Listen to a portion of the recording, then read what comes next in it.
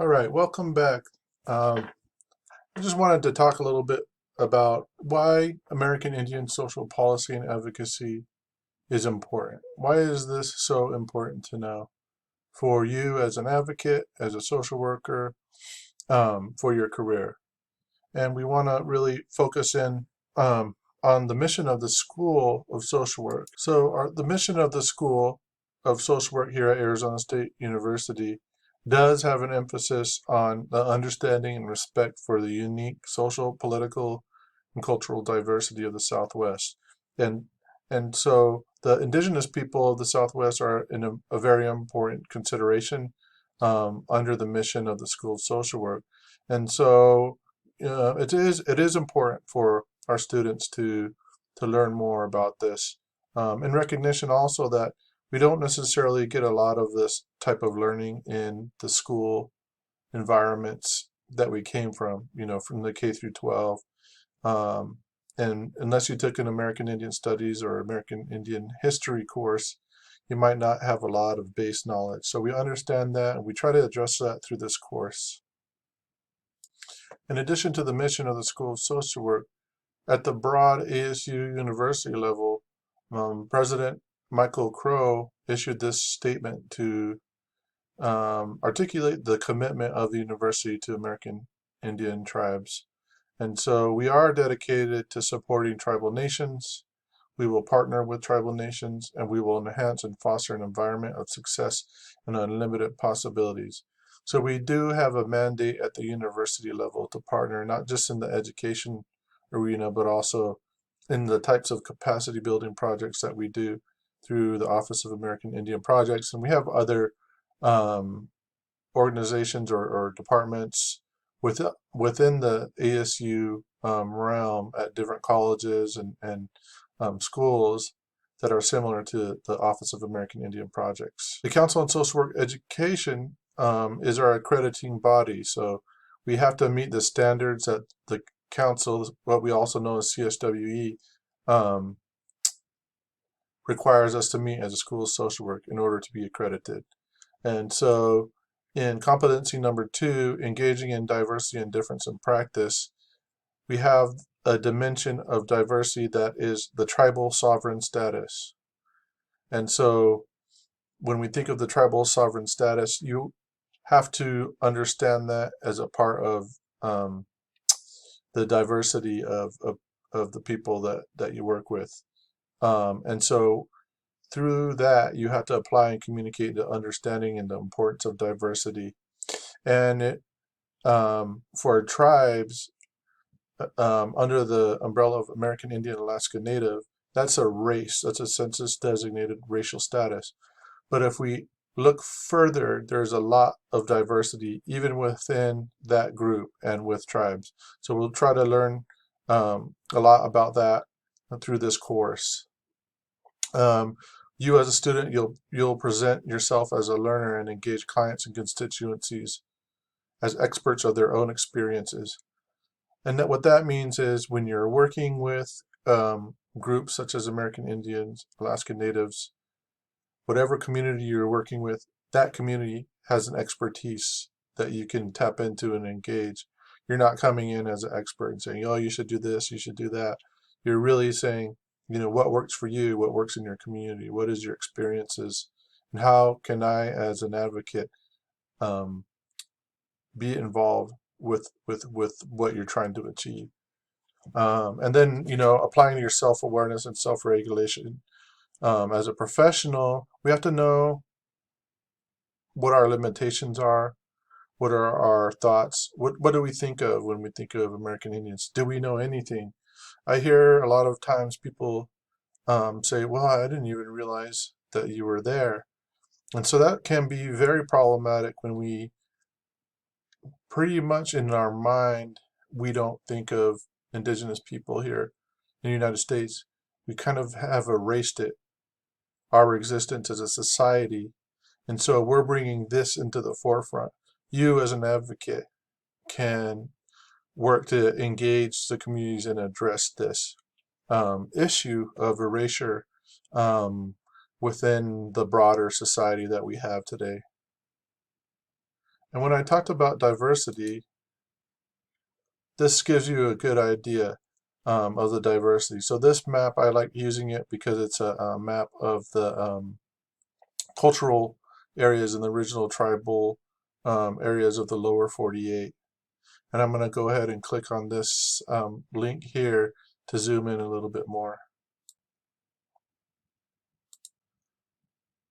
So here we have zoomed into what we know as the southwestern portion of the United States. And in this area here, we have the Salt River and Gila Rivers. And this is the area where the city of Phoenix currently lies right here. So I'm here in the downtown area. And then down south in the Tucson area is where the Tucson campus is. Then I said earlier, I didn't actually say it, but on one of the previous slideshows, I did talk about how we have a remote program in Yuma. So this is over here, and it says Yuma here, but the tribe is called Kachan. And so these are the areas where we have campuses. And then we can see a lot of the broad tribal groupings here as identified by this map. So if we think of Southwest broadly, I would even say it includes Southern California tribes in the lower parts of Southern California and these desert areas here, probably some of the Nevada tribes and Utah tribes. And then I'll go ahead and circle here. And then we reach over into Southern Colorado, into parts of New Mexico. And so when we say what is the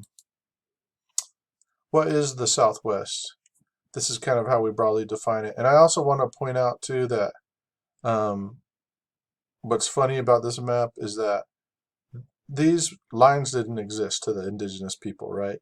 So if we extend out the Tana Atam people, who used to be called Papago, they have relatives in these areas here, okay? These are all Tahana Atam lands as well. And then we have these tribes here, they have villages pocked out through in southern and Baja California. And then the Cocopah tribe, they have territory here. So these international borders often overlap and cross into the traditional tribal territory. So I did want to point that out as well. And now let's take a look at a Census 2000 map of tribal lands. You can see that there are lots of tribal lands, especially out in the western parts of the United States. Here in Arizona, we have a large amount of reservation lands that are comprise a lot of the lands of the state of Arizona. There are a lot of tribes here in the Southern California regions. And then in New Mexico, there are the Pueblos, Navajo Nation, some Apache tribes that live in those areas. And so we have a really wide swath of tribes within the southwestern areas of the United States. Currently, there are 574 tribes in the United States. So this map is actually not current. This is from the year 2000. So when this map was made, there was probably about 550. And so the number of recognized tribes, federally recognized tribes, goes up every year. You can see Oklahoma as well, which used to be Indian Territory, has a lot of tribes. And then down here in the South, a lot of these are state recognized tribes, so they don't have federal recognition, which we won't get a lot into with this class, but it is a distinction to be aware of. And then we have our Alaskan Natives tribes, and so they're different in that they're organized differently. They don't all have reservations. I think there may be one or two that actually have reservation lands. And there's a whole other history with the Alaska Native peoples up in Alaska. They're organized into villages and they're organized into corporations. And so of the 574 federally recognized tribes in the United States, 229 of them are in Alaska. So that's a huge number.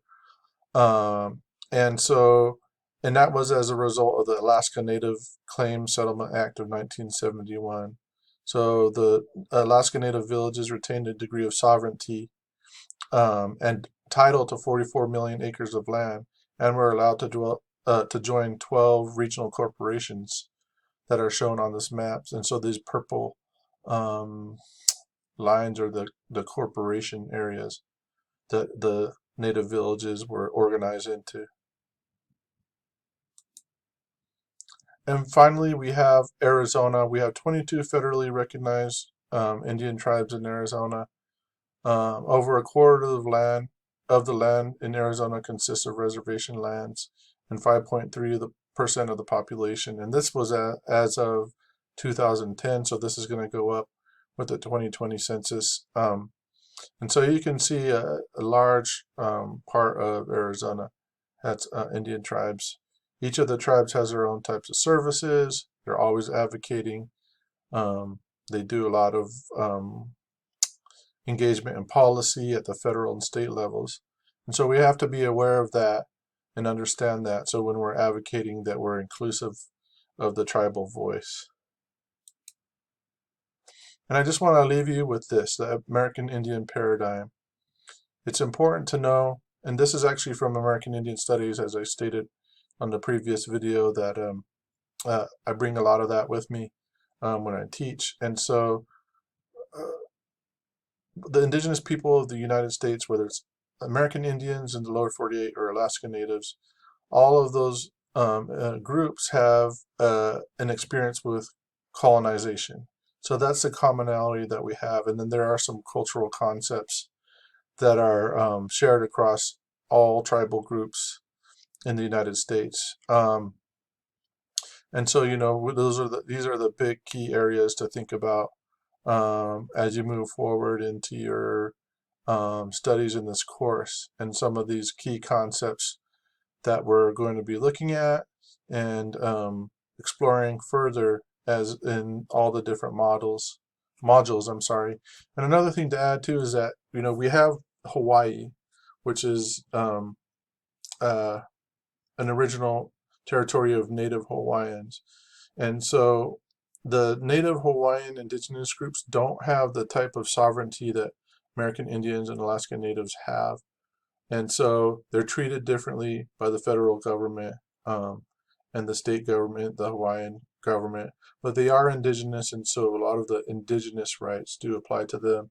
But what we're going to focus on primarily here for this course is the tribes of the Southwest. So mainly American Indian, but we have Native Hawaiians and Alaska Natives here in this area as well. But we're just going to focus on the tribes here for the course content, because it's really a broad topic when we think about it. And I wish we could cover everything or have more than one course on this. And we're working on that. But until then, you know, we're going to focus in, you know, on the tribes of the Southwest. So I want to wish you all happy learning. Have a great course, and we'll be seeing you later, and take care.